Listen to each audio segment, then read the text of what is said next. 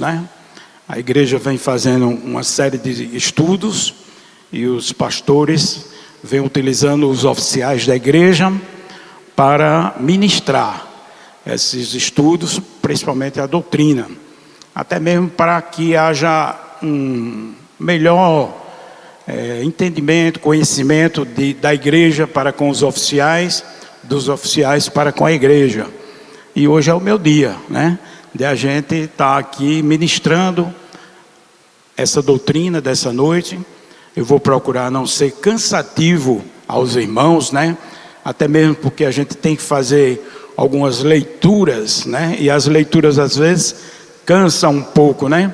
Porque eu fico aqui de cabeça baixa, lendo, e os irmãos olhando aí a minha leitura, às vezes torna um pouco cansativo, né?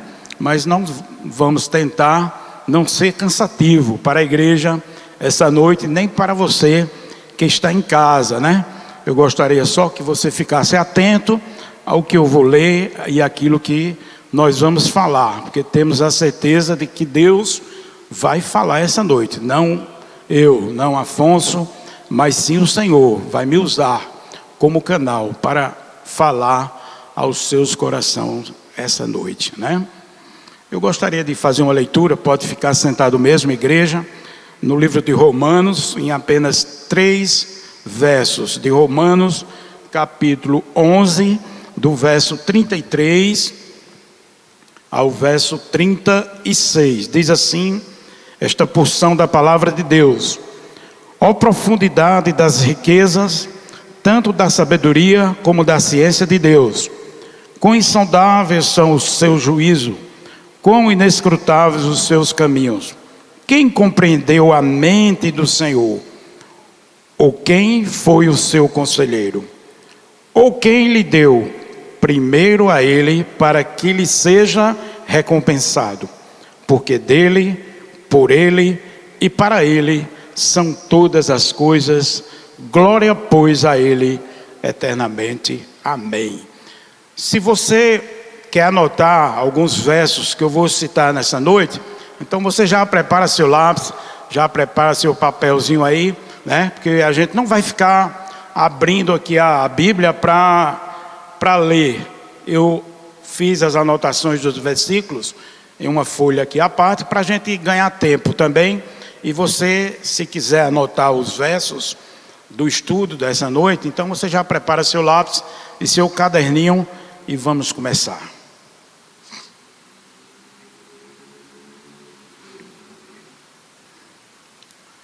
Deus é santo.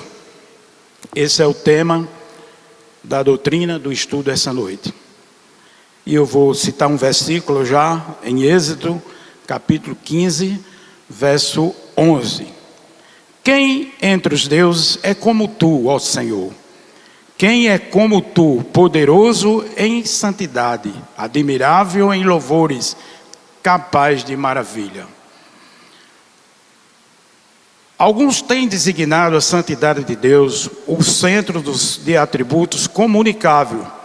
Essa pode não ser a melhor expressão, pois todos os atributos divinos estão fundamentados uns dos outros. Eu fiz uma pesquisa sobre essa colocação aqui do autor dessa lição, que alguns têm designado os atributos comunicáveis. Algumas doutrinas de outras denominações, ele divide o atributo de Deus em dois: comunicável e incomunicável. Não é o nosso caso, mas eu tive a curiosidade de pesquisar, de ver, não só em uma denominação, em outras denominações. E assim, não quero confundir a mente da igreja nem dos irmãos, mas tem sim fundamento também. Mas vamos continuar. Os irmãos entenderam, né? Essa primeira interrogação de atributos dividido em duas partes: comunicável e incomunicável. Mas não é o nosso caso aqui congregacional, da nossa denominação, né? Vamos continuar lá na frente, a gente vai ver mais alguma coisa sobre esse respeito. Como mencionamos, a santidade de Deus é sua bondade, que é seu poder, que é a sua sabedoria, assim por diante. Na realidade, não existe um atributo central em Deus. Não obstante, quando Ele faz algo em termos da sua vontade externa, é algo necessariamente santo por causa da santidade essencial de Deus. Por implicação, Ele permanece justo em todas as suas obras. Previsivelmente, esse atributo recebeu muita atenção nos escritos dos teólogos cristãos no decorrer do século. Para falar da santidade de Deus, falemos também dos atributos. Esses atributos incluem onipotência, onisciência, onipresença, eternidade, bondade, santidade, justiça, amor e outros.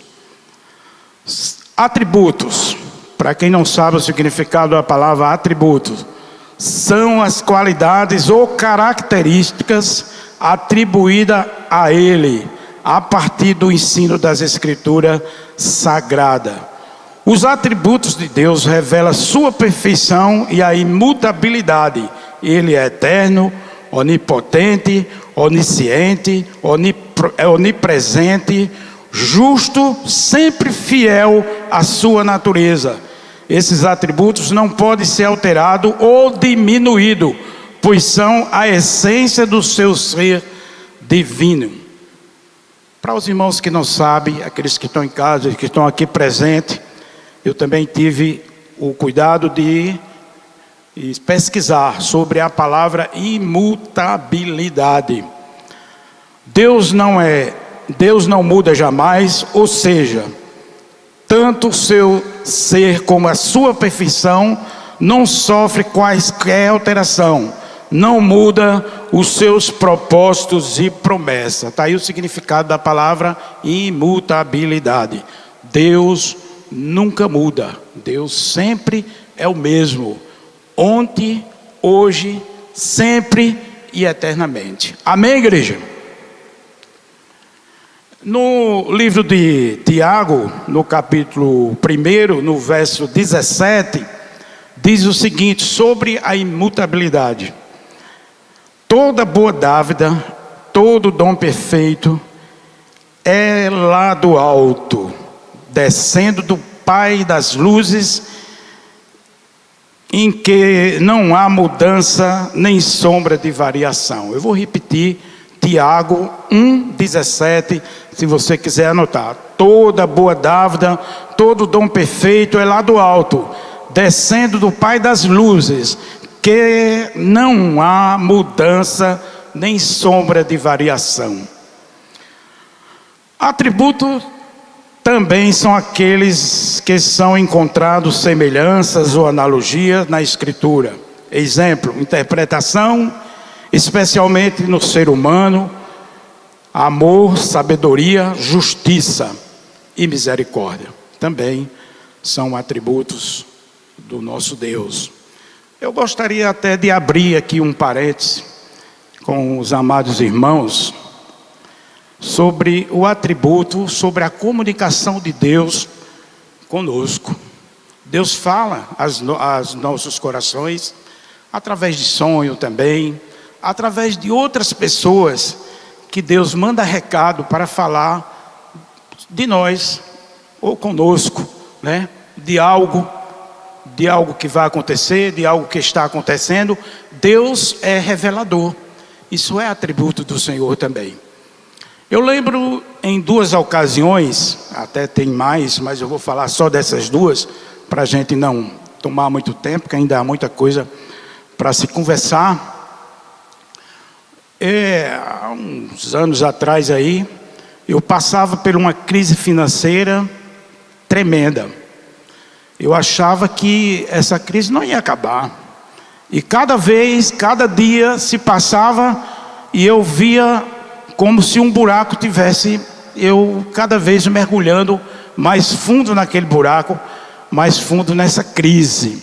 Então eu vivia momentos atribulados, não conseguia dormir direito. A minha esposa sempre tentava me dar um conselho ou outro para que eu conseguisse dormir, para que eu esquecesse todo aquele momento, porque tudo ia passar. Eu cria que o Senhor iria falar comigo, que tudo isso iria passar, mas as coisas estavam demorando, porque quando você entra numa crise financeira, se você não tem o dinheiro para suprir toda a sua dívida, só o Senhor mesmo para lhe socorrer, só o Senhor para abrir uma porta, para estender a mão e livrar você de circunstâncias, de dívida, de qualquer coisa que for.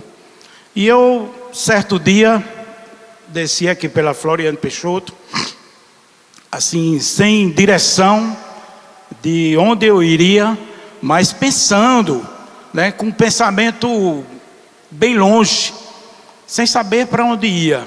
E uma certa mulher aqui na calçada da Floriano Peixoto, já próxima ali à antiga Telemar, faz um pouco de tempo isso, e ela olhava para mim de longe, e quando eu levantei a cabeça e visualizei aquela mulher, vi que ela estava focada em mim, em minha pessoa. E eu até, o que é que está acontecendo? Essa mulher olhando para mim, a gente já fica um pouco meio desconfiado, Era uma senhora, não era uma jovem, era uma senhora.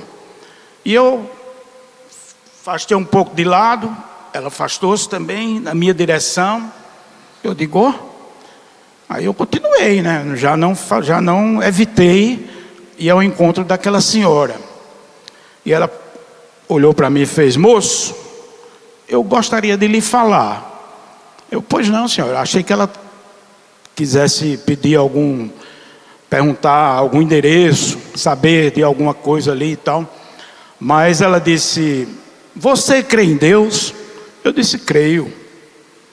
Disse: então é para você mesmo. Meu Deus me deu uma palavra há mais de uma semana, e eu não sabia a quem dirigir essa palavra, porque Deus não me revelou a pessoa. Mas quando eu lhe vi caminhando aqui nessa calçada, lá de longe, Deus falou ao meu coração: fala para ele. E eu vivi aquele momento de angústia, de muita tribulação, de muita dificuldade, uma crise imprecedente financeira.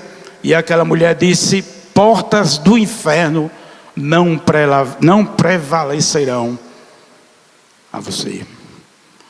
Confia, o Senhor tem algo maravilhoso para você. Confia, não perca a sua fé nem a sua esperança, porque todas essas aflições, toda essa angústia que você está passando, Deus sabe. Deus sabe. Naquele momento eu tremi, me arrepiei, porque eu nunca tinha visto essa mulher, nem essa mulher nunca tinha me visto. Mas naquele momento, os atributos de Deus, aquele comunicável que Deus fala através de outras pessoas, as nossas vidas, Deus revela aquilo que nós estamos passando, as nossas tribulações. Deus revela a outro quando você é de Deus, quando você pertence ao Senhor. E ali eu vim aqui por trás, o portão da igreja estava aberto, eu entrei, sentei, orei e agradeci por aquela palavra. E esperei no Senhor, confiando que o Senhor iria me dar a vitória. Mais algumas semanas na frente, eu estava viajando, que é a minha profissão, e à noite, no hotel, lá na cidade de Patos, aqui no Alto Sertão, eu não conseguia dormir. Durante o dia, eu bati as portas das empresas qual eu forneço matéria-prima, bati aquelas portas durante o dia inteiro, não consegui nada. Aí eu me angustiei, meu irmão. Eu vivo disso, eu dependo disso. E agora? Se eu já tenho uma carga pesada de contas que eu não estava conseguindo resolver, e eu estava ali esperando que Deus abrisse as portas daquelas empresas e que eu pudesse fazer bons negócios. Quando eu cheguei no quarto do hotel, eu fiz um lanche ali no finalzinho da tarde, começo da noite, fui para o hotel, comecei a orar, me ajoelhei e Deus começou a falar no meu coração, me quebrantou. Primeiro Ele me quebrantou e eu chorei, meus irmãos, eu não sei quantas horas eu fiquei ali orando ao Senhor. Determinado momento lá na madrugada, eu senti cansaço e fui repousar. E tive um sono tranquilo. Naquele momento eu tive um sono tranquilo. E no outro dia, Deus colocava no meu coração: volta lá, aonde tu passaste, e Ele vai te dar a vitória. E eu voltei novamente naqueles mesmos clientes que eu passei um dia anterior. Joselito sabe aí a minha profissão, já fomos companheiros, né, Joselito? E meu irmão, que maravilha. O primeiro que eu cheguei, ele me fez uma proposta de negócio que eu nunca tinha feito. E ele disse: ligue para a empresa, ligue para a sua fábrica e veja se tem condição. A fábrica deu a resposta na hora. Fechamos um negócio ali e dava para pagar a metade das contas que eu havia acumulado. A empresa bateu o martelo, fez o negócio, enviou o material para ele. Quando o material saiu, ele chegou e disse: vamos fazer outro. E eu digo: coisa de Deus. Zelito, com um mês, meus problemas financeiros estavam resolvidos. Porque o Senhor falou comigo. O atributo de Deus aí, na comunicação, funcionou na minha vida nesse momento. E Deus falou comigo. E uma outra questão, bem rapidinho, porque senão o tempo vai embora e a gente fica só num assunto só. Eu trabalhava nessa época, eu não era vendedor, eu era empregado. Trabalhava numa loja aqui na cidade. Era responsável por abrir e fechar essa loja. E eu era responsável de dia e à noite havia um outro rapaz que era responsável da noite, mas eu ia apanhar a chave com ele para no outro dia ia fechar a loja, para que ele ficava aberto até 10, 10 e meia, até a hora de eu chegar para pegar a chave de volta para no outro dia abrir a empresa. E determinado dia, a gente tinha costume de fazer isso todos os dias, determinado dia eu fui, fechei e tal, e no outro dia, logo cedo, eu sempre chegava mais cedo, meia hora antes, até, às vezes até um pouco mais, e quando eu cheguei, abri e tal, e vi algumas coisas remexidas lá dentro da empresa. E eu disse: meu Deus, será que eu deixei a porta aberta? Ou o rapaz deixou, porque havia duas entradas, uma das entradas, eu fui conferir, nada. Olhei para cima, para ver se havia algum arrombamento no telhado, alguma coisa desse tipo, nada. E eu digo: pronto, liguei para o meu patrão, né, o proprietário da empresa. Ele veio, olhou e disse: e aí, como foi? Eu disse: eu não sei não. Nós não deixamos janela aberta, porta aberta, tudo fechado. Está aqui o outro rapaz que eu convidei, ele estava lá já pela manhã para ver também o que tinha ocorrido, né? Não sei, chamar a polícia para a gente tentar identificar. Levaram uma porção de coisas, principalmente coisas caras, que havia naquela loja uma perfumaria e muitos produtos importados de um valor bem alto, expresso o valor, e levaram uma porção de coisas, principalmente as coisas caras. As coisas popularzinhas ali deixaram, mas as caras levaram. E a gente haja ficar preocupado, e comecei a orar ao Senhor, porque estava em mim e no outro rapaz a responsabilidade, porque só eu e ele tínhamos acesso àquele local, à porta principalmente. E começamos a orar. Mais uns 15 dias, quase um mês, Deus falou no meu coração. Uma noite eu orando, alguns irmãos aqui da igreja também estavam intercedendo, fizeram corrente de oração, e Deus falou no meu coração. Aquela noite eu tive vontade de orar até uma determinada hora, entrar até pela madrugada. Minha mãe, eu era solteiro na época, minha mãe no outro quarto, viu a luz acesa, viu eu falando com o Senhor, né? E disse: Afonso, venha dormir, já é tarde, já vou. Aí, como ela havia se acordado, eu fui dormir, né? Fui me deitar. Mas naquele momento que eu me deitei, Deus me falava em sonho como tinha acontecido o roubo naquele local. E dizia para mim: vai lá e conta. Amanhã tu vai e conta como aconteceu. Confia em mim. E assim eu fiz. No outro dia, chamei o rapaz que é da noite. O rapaz veio também. Chegamos quase igual. E como nunca acontecia, o proprietário também chegou quase na mesma hora. Mas tudo era propósito de Deus. E quando eu cheguei ali, conversei com ele, falei da minha angústia, né? E disse a ele que orei, ele sabia que eu era evangélico, cristão, e falei para ele o que tinha acontecido. Estava orando, pedi corrente de oração, e Deus havia me revelado. Antes que eu entrasse e fizesse o teste, eu já comuniquei como teria sido o roubo. Eu fui lá, mostrei o que Deus havia falado. Ele olhou, ficou impressionado. Puxa, jamais eu sabia um negócio desse, que essa porta havia uma fragilidade dessa. E eu disse: tem mais. Deus me revelou que o ladrão vai devolver o roubo. Agora o senhor ficou doido. O senhor mostrar por onde foi o roubo, tudo bem, mas dizer que o ladrão vem devolver, aí o senhor enlouqueceu. Eu digo: eu confio no Senhor. E passaram uns meses, aí uns 6 meses, 8 meses mais ou menos. E chegou aquela pessoa lá na empresa, perguntando se a loja havia tido um sinistro, de quanto foi, né? E uma pessoa bem vestido, bem apresentado. Eu jamais imaginei, eu já tinha até esquecido que Deus tinha dito que o ladrão ia devolver o roubo. Aí ele disse: o proprietário está aí? Está. Eu podia falar com ele? Pois não. Ele foi lá dentro, contou a história.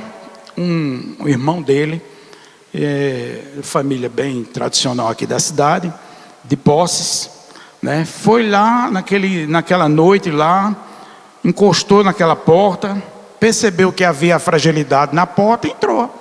Ele era usuário de droga também, ele estava usando droga ali naquele local, percebeu a fragilidade, entrou e, como era conhecedor de coisas caras, de coisas boas, fez a limpeza. E aí o rapaz foi, perguntou quanto era, fez o cheque e pagou aquele valor. E aí foi tremendo, uma experiência tremenda. Assim, há pouco tempo eu tinha me convertido, há um ano e pouco, já estava passando por essa experiência. Eu tinha que dizer o quê? Deus é poderoso, Deus é maravilhoso, né? E Deus fala aos nossos corações. E se eu fosse perguntar aqui essa noite: quantas vezes você já não recebeu um recado de Deus? Quantas vezes Deus já não falou com alguém e falou para você e as coisas eram do jeito que Deus transmitiu para você? Ou quantas vezes você, sonhando, dormindo, ou sei lá o que, orando, né? Sei lá de que forma você estava se comunicando com Deus, né? E Deus falou ao seu coração e foi do jeito que você pensava, ou do jeito que aconteceu, ou que ia acontecer. E assim tem sido os atributos de Deus em nossas vidas, da forma comunicável, da forma que Deus fala aos nossos corações. Vamos voltar para o texto. No Salmo 139, versículo de 6 a 8, diz o seguinte: tal ciência é para mim maravilhosíssima, tão alta que não posso atingir. Para onde irei do teu espírito? Ou para onde fugirei da tua face? Se subir ao céu, tu aí estás. Se fizer na profundeza na minha cama, tu ali também estás. Se tomar as asas das alvas e habitar nas extremidades do mar, ainda ali a tua mão me guiará e a tua destra me sustentará. Onipotência significa que Ele é todo poderoso, sem limite e com poder infinito. Onisciência, a característica de saber tudo. A onipresença, Ele está em todos os lugares. Esses são os 3 atributos de Deus, né? A onipotência, que Ele sabe tudo, né? Ele tem o poder. A onisciência, que Ele está em todos os lugares, né? Aliás, a característica de saber tudo é a onisciência. A onipresença, que Ele está em todos os lugares. O Senhor está aqui no nosso meio, está aí onde você está ouvindo esta palavra essa noite, essa doutrina essa noite, porque Ele é santo, todo-poderoso. Continuemos a leitura. A santidade de Deus tem sido descrita como a beleza de todos os seus atributos, sem a qual, argumenta o autor dessa lição, sua sabedoria seria sutileza, sua justiça seria crueldade. Isso é o argumento do autor da lição, viu? Sua soberania seria tirania, sua misericórdia seria compaixão insensata. Longe de ser um monstro infinito, observa o autor desta lição. Deus possui uma perfeita e pura liberdade de todo o mal. Ele também descreve a santidade de Deus como a retidão, integridade da natureza divina, em afeição e ação pela divina vontade, em que Ele opera de forma apropriada a sua próxima excelência. Para simplificar, Deus imutavelmente ama o bem e odeia o mal. Os teólogos reformados, unanimemente, concordam que a santidade é um atributo divino essencial. Como os atributos deles estão entrelaçados em nossa concepção finita, podemos pintar um retrato mais precioso em sua essência. Quando o concebemos, devemos nos lembrar de que a sua santidade é um atributo tão necessário quanto o ser, a onisciência e a imutabilidade. Falando de maneira própria, eles são tão necessários quanto os outros, porque os atributos não podem ser divididos. É aquilo que eu falei no início, que eu fiz uma pesquisa sobre os atributos. Nós cremos que os atributos não podem ser divididos, mas outras doutrinas creem que os atributos são divididos em 2 partes, comunicável e incomunicável. Mas a minha pesquisa e humilde entendimento, eu acho que também tem fundamento, mas não quero confundir a mente dos irmãos, não. É uma opinião própria. Ao enfatizar essa perfeição, a Bíblia apresenta Deus como santo. Vamos ver lá em Jó, eu anotei, se você quiser escrever aí a referência do versículo, Jó 6,10. Isto ainda seria minha colocação, a minha alegria na dor implacável de não ter negado a palavra do santo. Também vemos lá em Isaías, no verso 40 e no versículo 25, que ele diz assim: a quem me farei semelhante, para que ele seja semelhante? Diz o santo. Os anjos clamam uns aos outros, dizendo: Santo, Santo, Santo é o Senhor dos exércitos. Toda a terra está cheia da sua glória. Nós vemos esse versículo em Isaías 6:3, né? Aqui retratando a santidade de Deus. Isaías diz: Santo, Santo, Santo é o Senhor dos exércitos. Da mesma forma, em Apocalipse, os 4 seres viventes nunca pararam de cantar louvores a Deus, dizendo: Santo, Santo, Santo é o Senhor Deus, o Todo-Poderoso, aquele que era, que é e que há de vir. Deus é santo, irmãos. Deus é santo, igreja. Deus é santo. Ele diz: sede santo porque eu sou santo, porque Deus é santo. Então ele nos recomenda: santificai-vos, santificai-vos. É difícil, irmão, não é fácil. A gente está todos os dias buscando a santificação. São tantas coisas, são tantas circunstâncias da vida que a gente passa no dia a dia. São tantos aperreios, dizendo assim de forma popular, que às vezes a gente perde a estribeira no dito popular. Não é verdade, irmãos? Lá no seu negócio, né? Você tem sempre uma dorzinha de cabeça, e aquilo lhe tira do sério, faz com que você venha a pecar, deseja mal, e outras coisas que nós cometemos no dia a dia da nossa vida.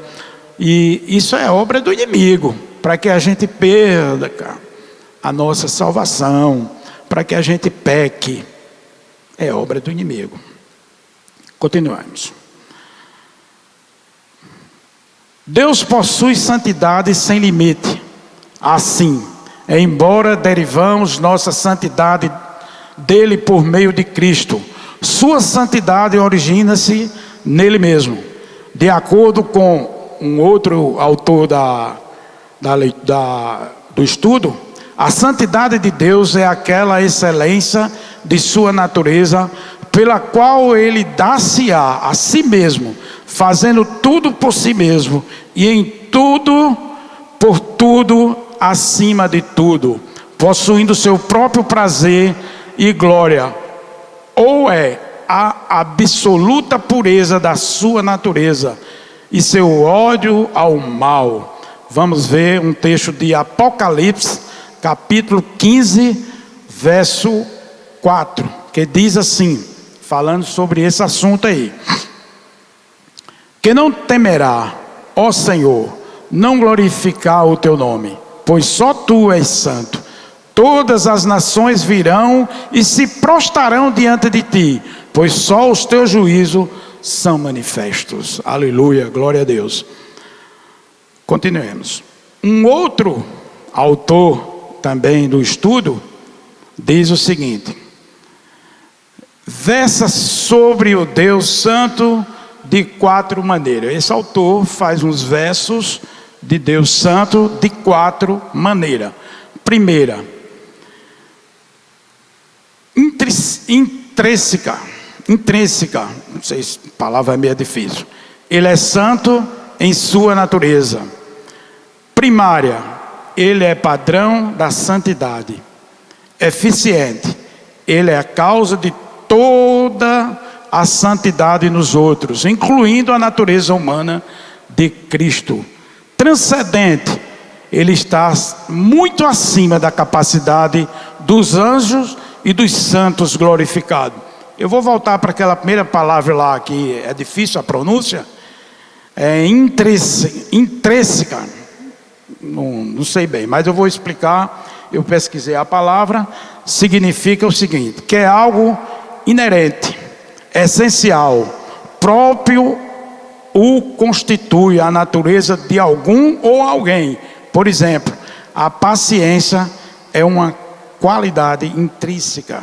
Agora eu falei certo. Intrínseca, essa é a palavra. A santidade divina é sua beleza. É uma das frases mais memoráveis da obra de Charnock sobre os atributos de Deus.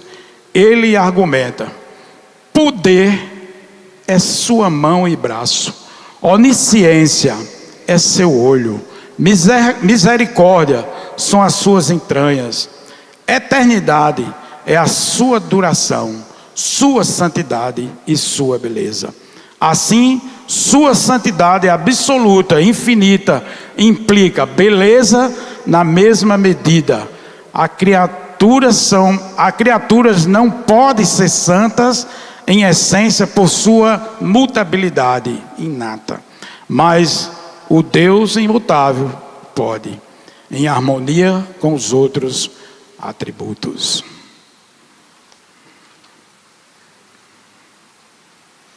Em santidade, Deus deve necessariamente aborrecer o pecado. Charnock declara que, como Deus ama a si mesmo, então deve necessariamente odiar tudo que é o contrário.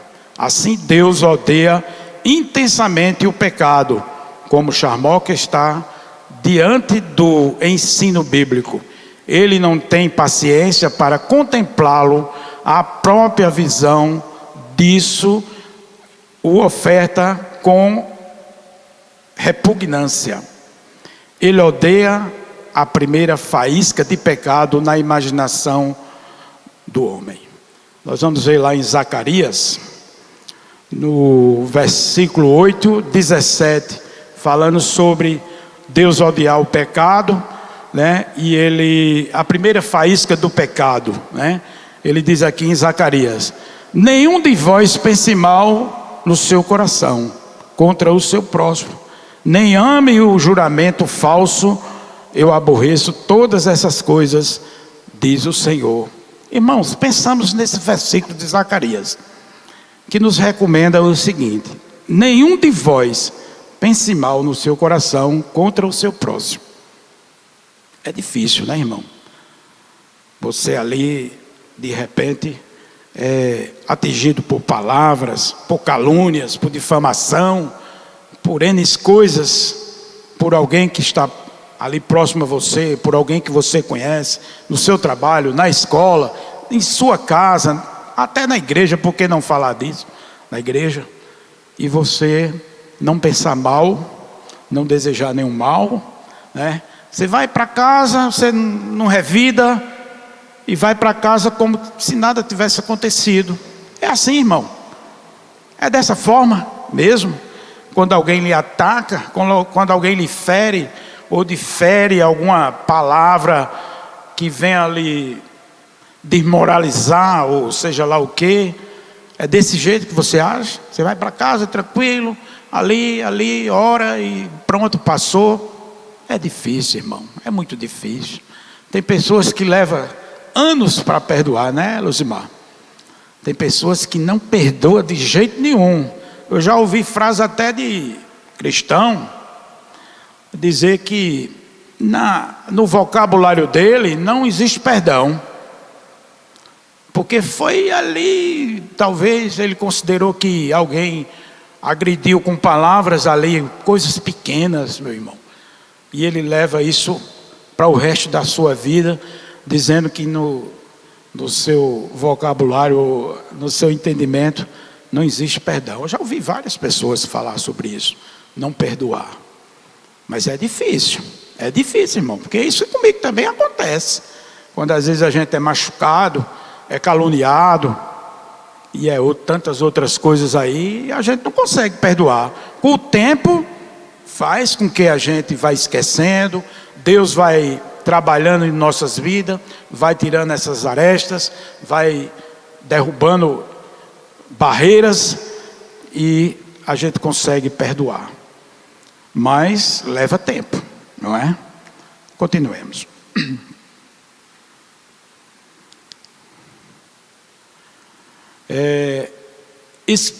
Ainda o autor da lição diz o seguinte: explica que o pai preferia que as pessoas mais excelentes, alguém próximo em ordem a ele e igual a ele em todas as gloriosas perfeição de sua natureza.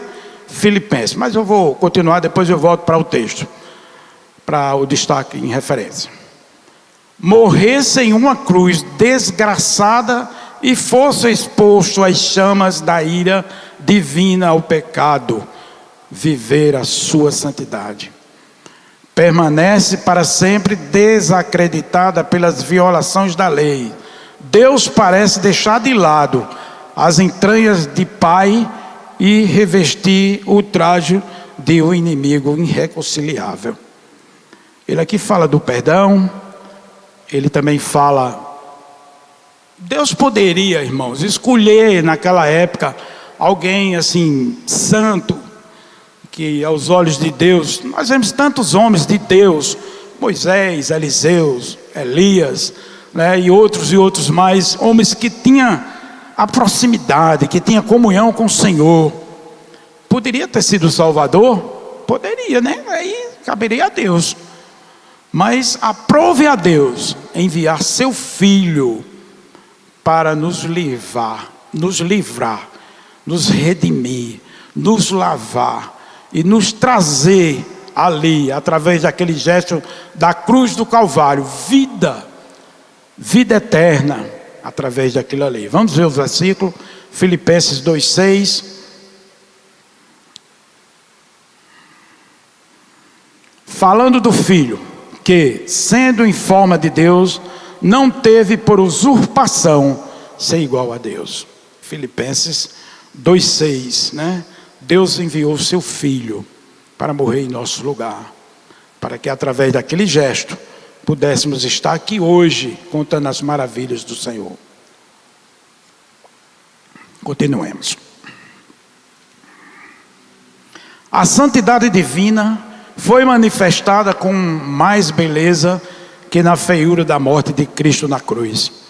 Como lemos em Salmos 22, 1, 13. Vamos citar aqui o Salmo 22, de 1 a 3. Deus meu, por que me desamparaste? Por que estás longe de mim, de me salvar? Tão longe das palavras do meu gemido. Deus meu, eu clamo de ti, mas tu me ouves. De noite eu não tenho sossego. Contudo, tu és o santo entronizado entre os louvores de Israel.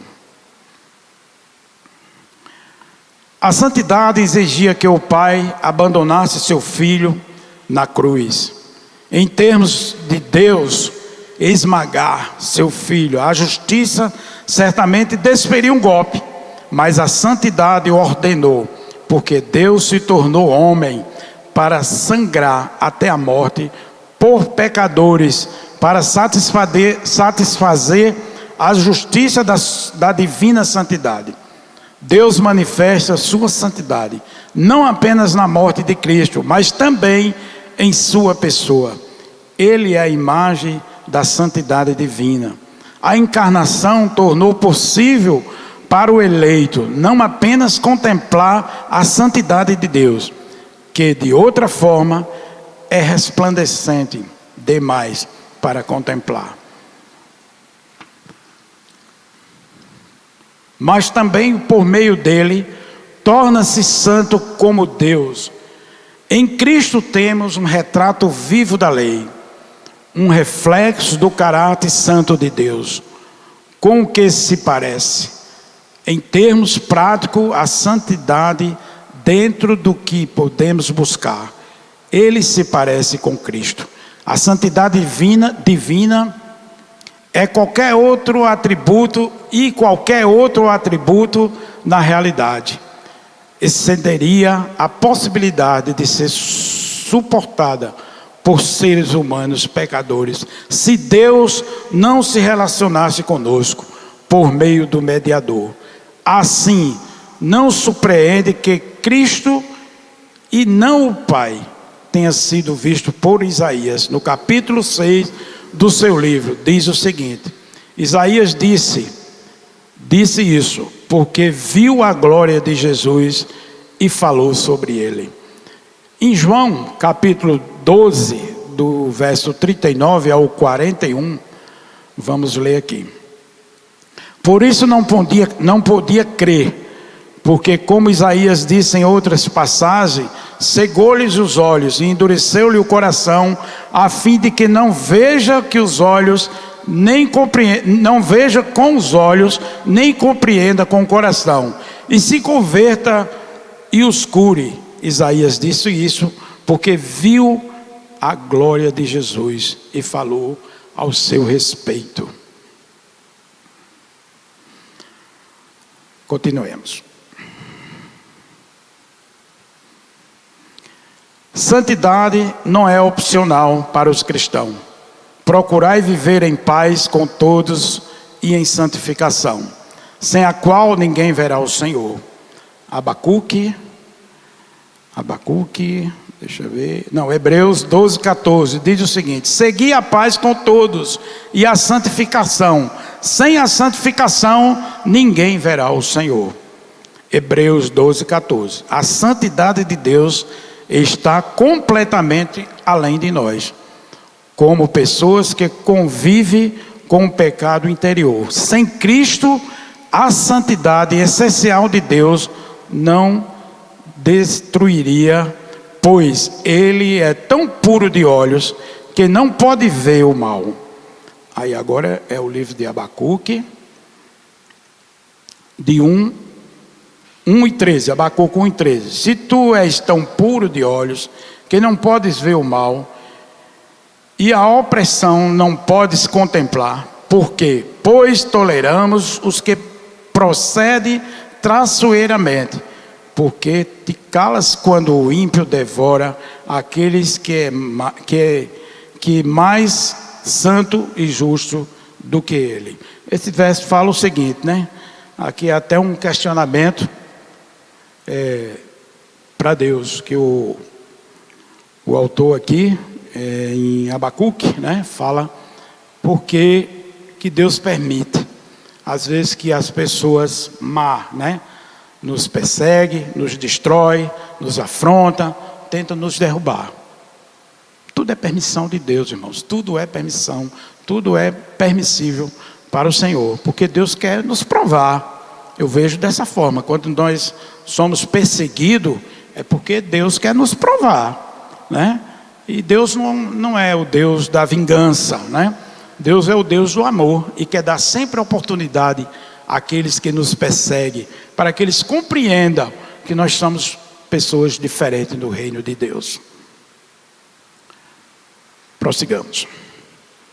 Mas em Cristo podemos amar e adorar a santidade divina. Também podemos amar a imagem viva de sua santidade na pessoa de Cristo.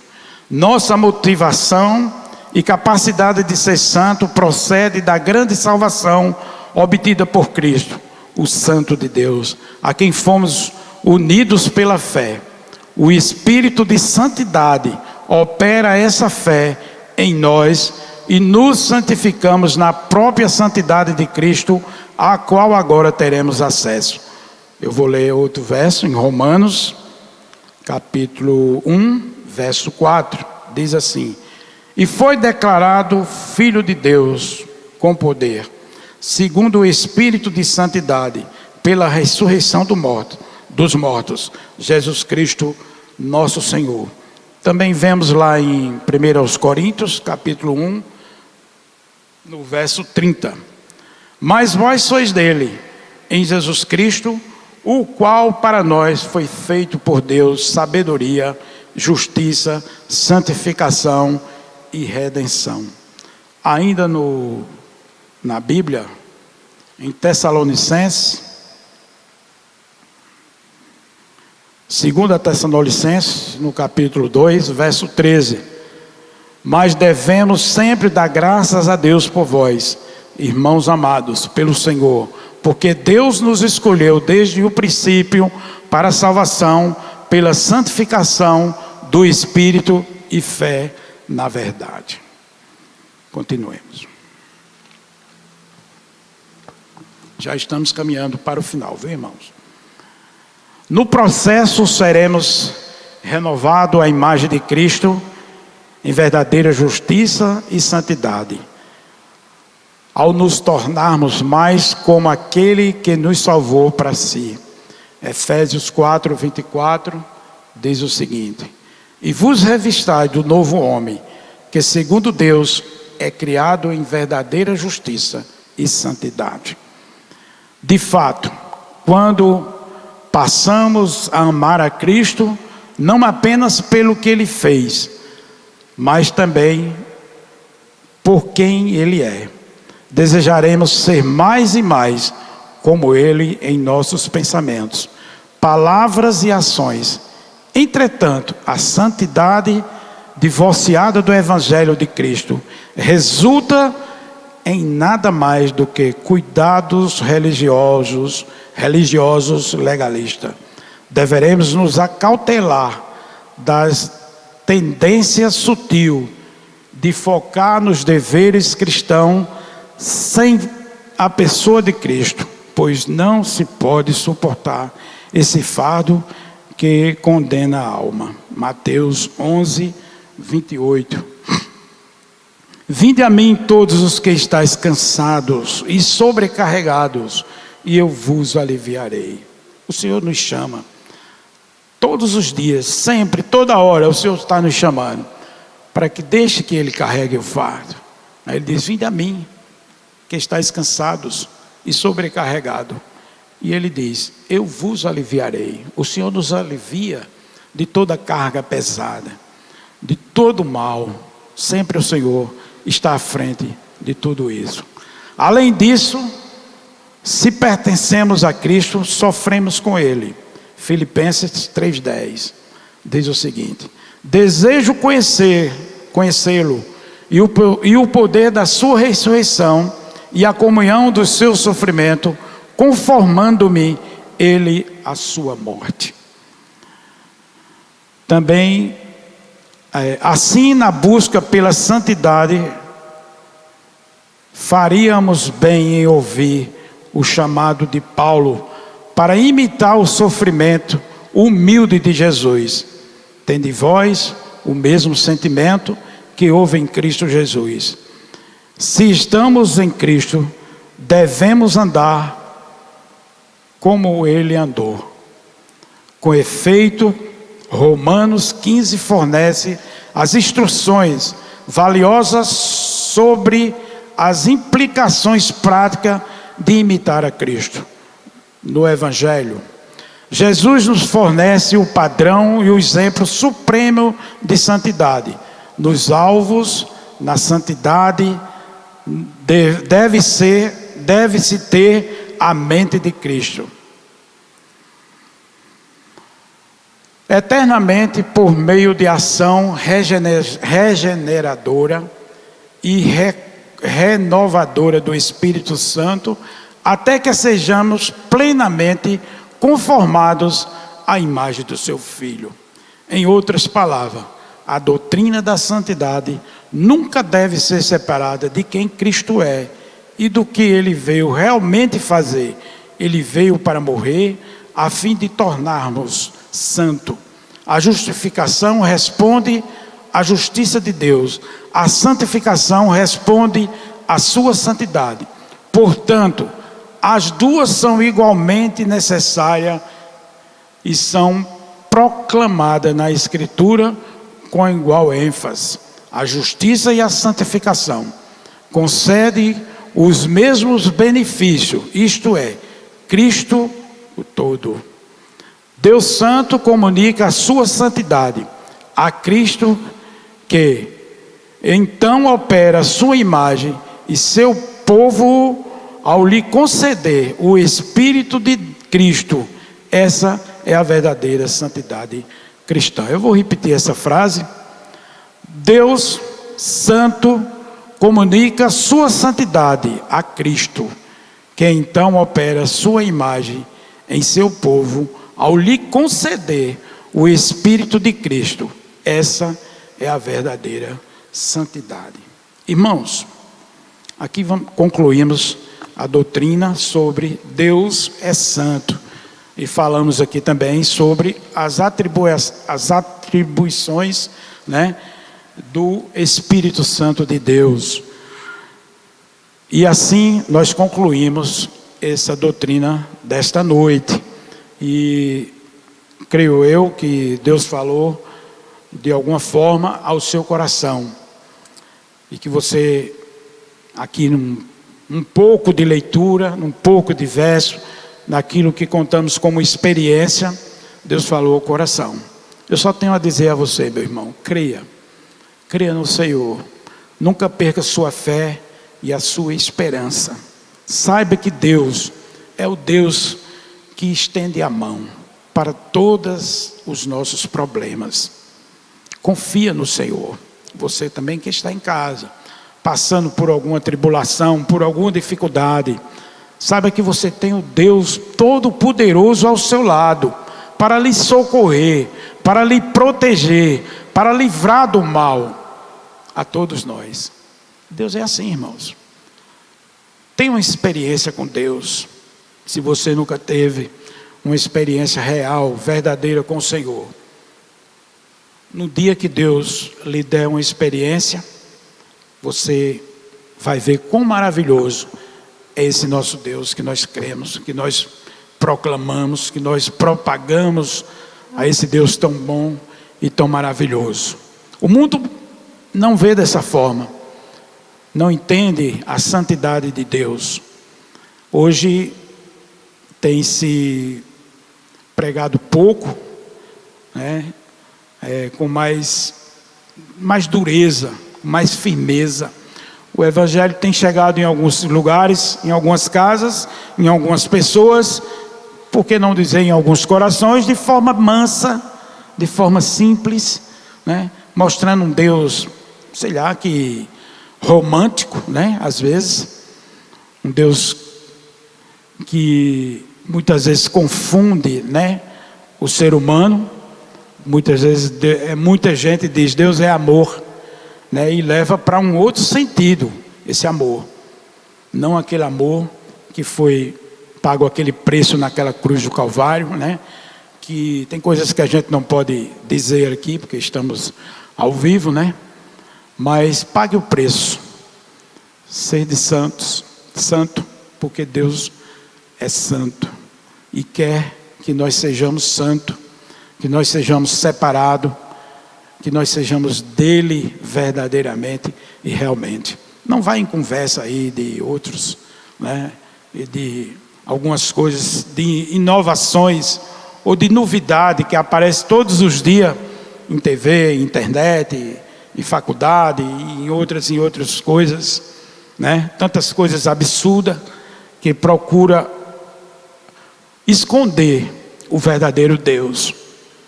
Mas nós cremos nessa palavra que é poderosa, que nos renova, que nos fortifica, que nos dá vida, que nos dá paz, que nos dá alegria nos tempos difíceis de hoje. Difícil, irmão. E não espere nada bom, porque a palavra já diz, haverão tempos difíceis. E nós já começamos. Eu acho que o tempo agora não é difícil, não. É até bom. Eu estou me alimentando, eu estou dormindo, eu estou me movimentando. Imagine quando as dificuldades de verdade chegar na sua casa, na sua vida, e você estiver distante de Deus. O que será? Né? Quando você não tem discernimento, você não busca, você não entende o que Deus fala, o que Deus quer falar com você.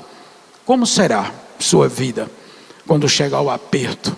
Quando o inimigo começar a dominar o mundo? Porque agora a gente só vê catástrofe lá naquelas regiões que estão em guerra, que estão passando fome, que estão em desastres de tempo, né? A gente só vê a dificuldade ali. Mas espera, porque as dificuldades estão próximas para todos nós, para toda a humanidade. E ai daquele que não tiver a palavra no seu coração, que não tiver o discernimento, que não sabe em quem confiar. Você confia em governo? Está errado. Você confia em quem? No seu trabalho? Você confia em quê na sua vida? Qual é a sua confiança? Aonde você tem depositado a sua confiança? Os dias são difíceis, mas os dias serão maus, diz a palavra. Nos últimos dias haverá grande tribulação. Creia nisso. Você que está em casa, você que está aqui, creia nisso. O dia da grande tribulação virá. Para onde você vai? O que você vai fazer? Aproveita hoje, meu irmão, meu amigo, aonde quer que você esteja nesse momento. Aproveite hoje a oportunidade que Deus está lhe dando de conhecê-lo. Entregue a Ele seu caminho. Ele cuidará de você. Mesmo nas dificuldades, mesmo nas tribulações, como eu fiz referência aqui na minha própria vida, em momentos difíceis. Eu agora estou livre? Não. Poderão vir momentos difíceis também. Eu apenas adquiri um pouco de experiência para saber suportar na hora da dor, na hora da angústia e na hora da aflição. Deus é bom. Todo o tempo Deus é bom. Mas gostaria que você estivesse perto dele, conhecesse ele, aprendesse dele, vivesse todos os dias com o Senhor. Não é fácil, irmãos, não é fácil, igreja. É difícil. É difícil. Porque quando, se eu não me engano, lá em Mateus, que o Senhor mostra os dois caminhos, Mateus 7, se eu não estou enganado, o caminho largo e o caminho estreito. Quantos querem ir pelo caminho estreito? Ah, meu irmão, caminho estreito é difícil. Tem muitas renúncias. Tem muitas coisas que a gente tem que deixar para servir a Deus. Agora o caminho largo é fácil. Mas esse caminho leva à perdição. Esse caminho leva à condenação. A Bíblia diz lá em Isaías que para o homem, né? Às vezes o caminho, falando do caminho, eu agora dei um branco no versículo, mas diz: há caminho para o homem que parece ser bom, mas o fim dele é o quê? A morte, né? Quantas pessoas que a gente vê com a falsa alegria aí, né? Cheio de dinheiro, meu Deus é o dinheiro, a alegria dele é as drogas, é a bebedeira e outras coisas mais, né? E no final ele é acometido de uma doença que leva ele à morte, de um acidente ou de qualquer outra coisa que leva à morte. Ele estava num caminho, achando que era o caminho bom, mas como a Bíblia nos diz que há caminho que para o homem parece ser bom, mas o fim dele não é bom. Volte para Deus. Entregue seu caminho ao Senhor. Esteja com Ele. Não perca sua fé, nem a sua esperança. O Senhor é conosco. Amém, igreja? Eu vou pedir ao presbítero Edilson para vir até aqui, fazer uma oração e nos despedir com as bênçãos dos apóstolos. E queremos aqui agradecer